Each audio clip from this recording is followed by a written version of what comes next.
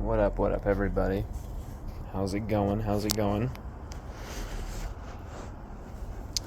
Yes. We were thinking of doing a live stream tonight, but because we're going to have such a big show tomorrow for all of you, a really big special guest, someone who's a pal, someone who has been a supporter of what we do, a friend of what we do, and we've been right back at them with their own work. Really big fan.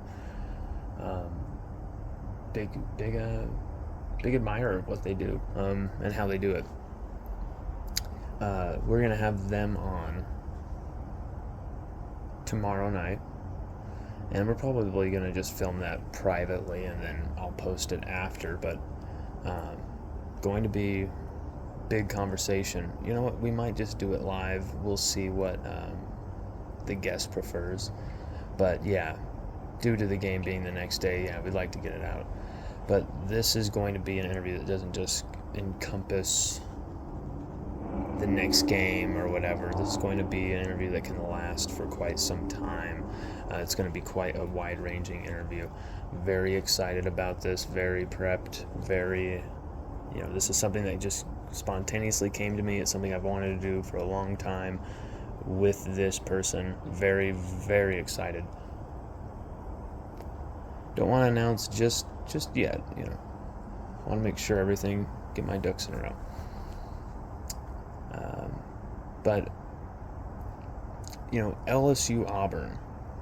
We were totally going to do a preview tonight of LSU Auburn. We've basically done an LSU Auburn preview twice already on the site. We're going to preview it again tomorrow, but in a long live stream where we're going to have a guest on, and then we're going to delve into LSU Auburn ourselves. You're going to definitely want to see that. Definitely want to take part in that. It's going to be off the hook. Anybody who wants to come on as a guest after that to talk LSU Auburn, more than welcome. But LSU Auburn, I think it was like LSU were favored by 9 points, 10 points or something. Don't be beating your chest right now, okay? This is Auburn, okay? I know they've been humiliated. I know they've been beaten down like a Dursley child or something. But this is a team that can still beat LSU. I hate to say it. But Auburn can beat LSU. LSU could straight up outclass Auburn for 4 straight quarters. Only allow Auburn like 10 points, 6 points, and I would not be shocked. But we could also see calamities affect LSU, injuries affect LSU, and things happen. Things happen in college football on any given Saturday, or I guess Sunday when you're talking about LSU Florida State. Any given Saturday, something crazy can happen in college football. And usually it's going to. It seems like ever since 2007, probably the craziest season in college football history still. I dare anyone to name a crazier Saturday than that conference championship week, where I think it was like 4 or 5 of the teams that could have been in the national title game all choked and lost, including like Chase Daniels, Missouri, Kansas. I think Texas Tech was one of them as well. And it opened the way for Ohio State to be ranked number 1, and then LSU to sneak in at number 2 with 2 losses.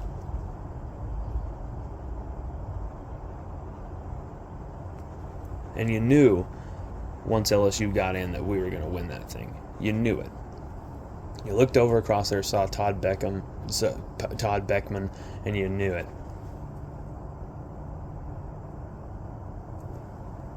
But anyway, back to LSU Auburn. Things aren't so straightforward here. I feel like, yes, Auburn are extremely one-dimensional. They are averaging a half a touchdown per game rushing the ball, throwing the ball on offense. A half a touchdown throwing the ball. They have 2 total passing touchdowns all season. 2. And now without TJ Finley, they have 1 total passing touchdown on their roster. They're going to be starting a freshman at quarterback. Brian Harsin is under fire. Potentially a fan base that's not behind him. Boosters that aren't behind him. Athletic department that is run by the boosters that aren't behind him. And maybe a group of players who aren't willing to play for him. They pulled out a 17-14 overtime win against Missouri, though. Had they not been able to do that, psychologically, you could argue, they are even more beaten down. This is really ripened for LSU to come in there and absolutely eat a peach and dominate for 4 straight quarters. Total Tiger dominion, right? But I just feel like you cannot overlook any team, no matter what the circumstances in college football nowadays. Look at the UNC Appalachian State game. How crazy that was. All the points scored in that 4th quarter. Are you kidding me? And then you see A&M completely look past Appalachian State again. You cannot look past any team. I mean, we were looking past Florida State. As much as I was warning against, we could get passed on big time. If we can't get off on 3rd down, we're going to be screwed. All the things that happened in that game, offensive line is a question, blah, blah, blah. Special teams could cost us a game, blah, blah, and look what happened. But at the same time, you didn't hear me saying LSU's defensive line are going to get out-physicaled by Florida State's offensive line for some of the game.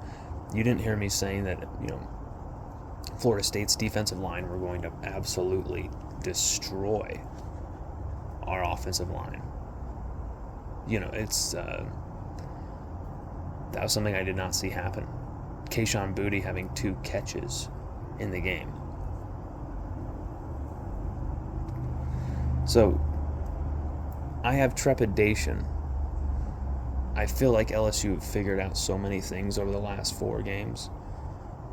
So going forward, they're going to be in a lot better position. They've been able to see so many different guys out on the field. They've been able to see so many different guys in different situations, different scenarios, different positions.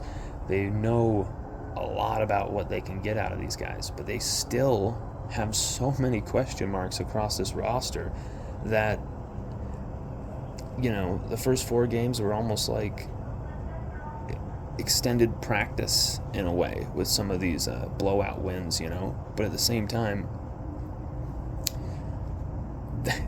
time for that is gone.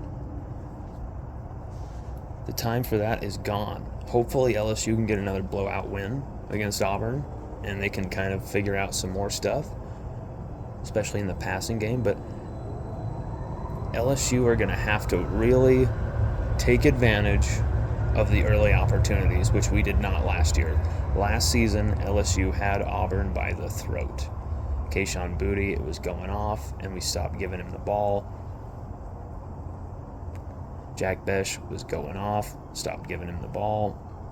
Couldn't hit him with certain passes, couldn't hit Boutte with certain passes. Kicked a few field goals, turned the ball over on downs, endless punts, and just we lost that game 24-19 because LSU could not go for the jugular early in this game. Now, I know Jaden Daniels is going to want to run, but there's guys along that front who can take him, come off those blocks and take him. He needs to understand that those receivers are wide open and they're right there. And if you're going to take a hit already running the ball, you might as well take a hit throwing a touchdown to a wide open Jack Besh, wide open Kayshon Boutte. wide open Malik Neighbors. These guys are running strong routes. Through my film footage over 4 games, it's not, oh, they're running poor routes. Jaden Daniels isn't seeing the field as clearly as he should, and so it's him, these routes not being run well that's causing it. No, Jaden Daniels is not seeing the field clearly enough, period. And he's missing wide open targets.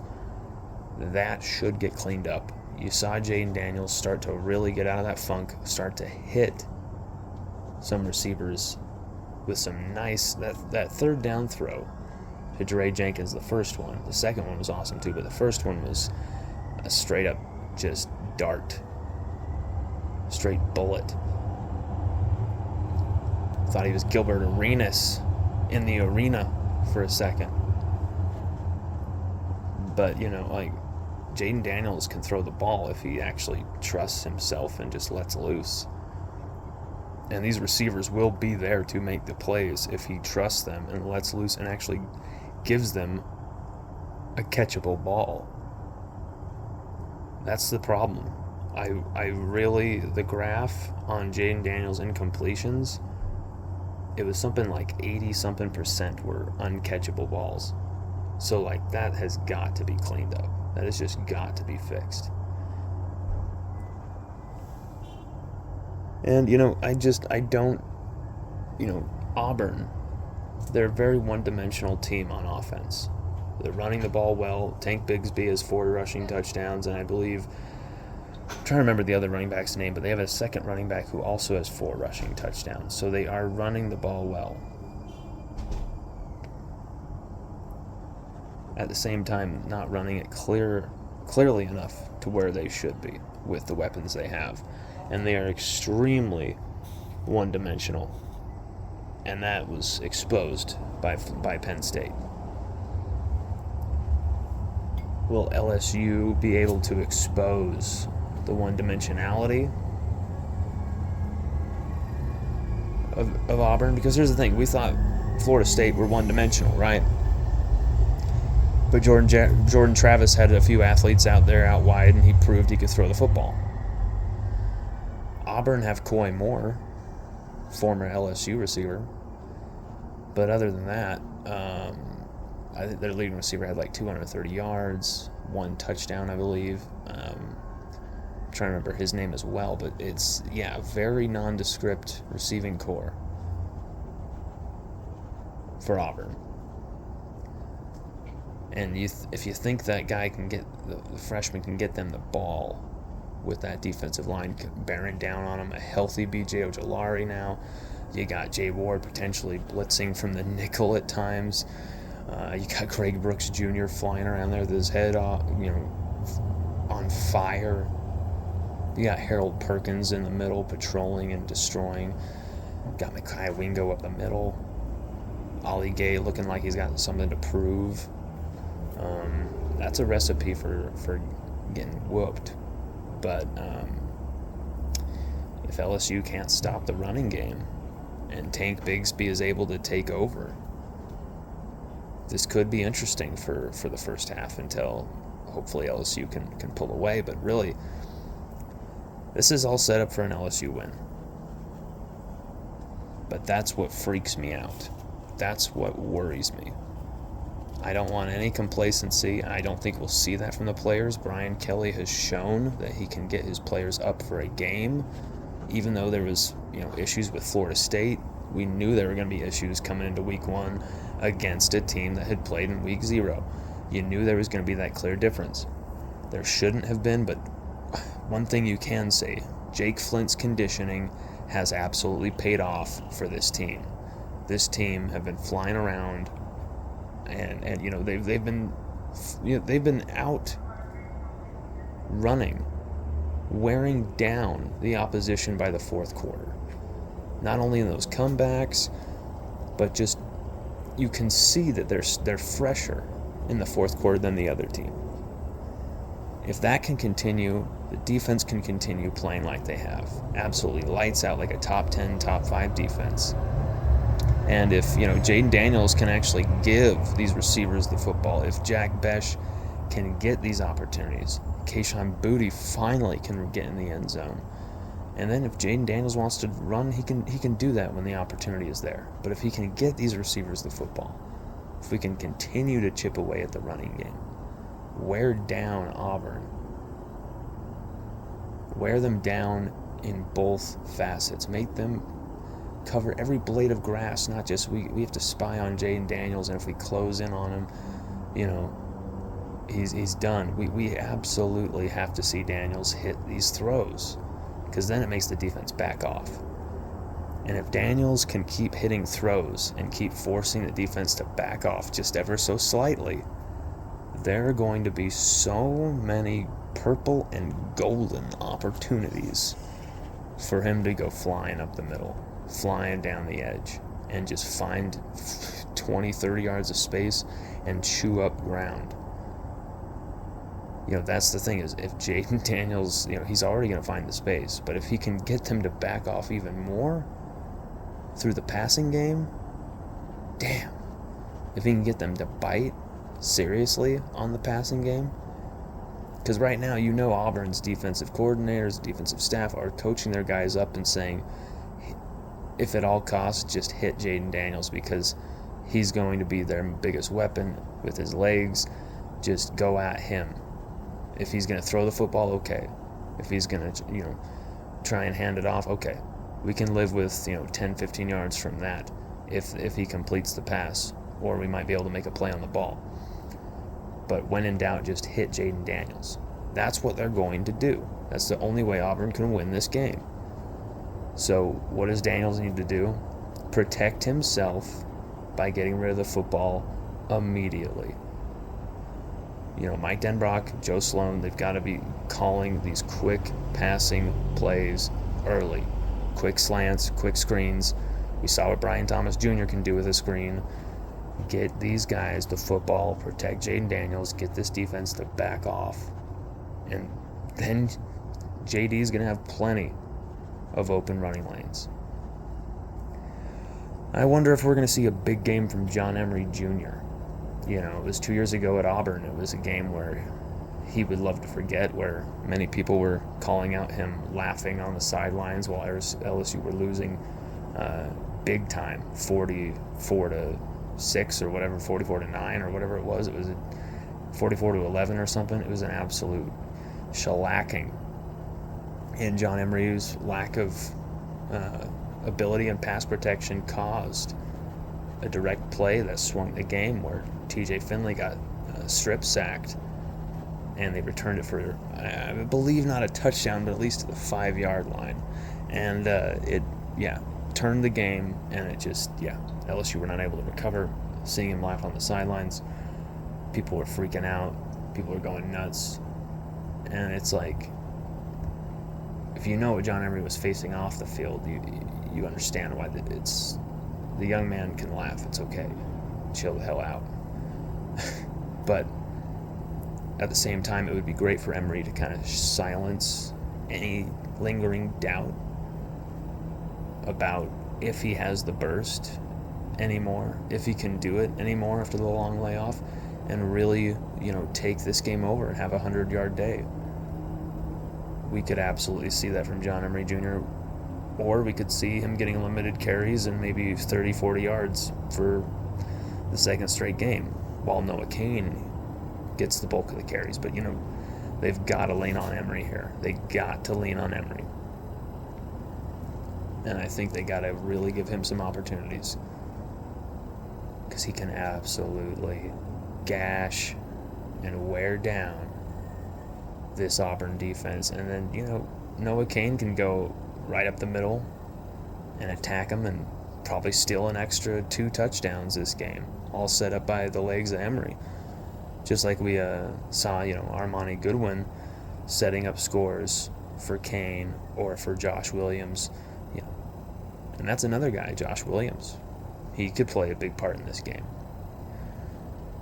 But as I said it earlier, do not sleep on this crazed, hyena, bloodthirsty Auburn squad who just, they're like robots at this point. Beat LSU, beat LSU. Like, that's all they're living for right now. LSU have to seize this opportunity and kick some ass. We'll be having some continuing coverage because here's the thing. Tomorrow is a big show. Get ready for in the evening. You're going to be here. You're going to be getting in here for some craziness. This is going to be a guest that you really enjoy, a guest that you watch probably daily. This is someone who I have a lot of respect for, and this is a lot of fun. And we've got a great show together. We got a great show that we put together, and definitely want to check that out. Everybody, have a happy Friday because it's going to be there by the time you listen to this. Thank you very much, and go Tigers.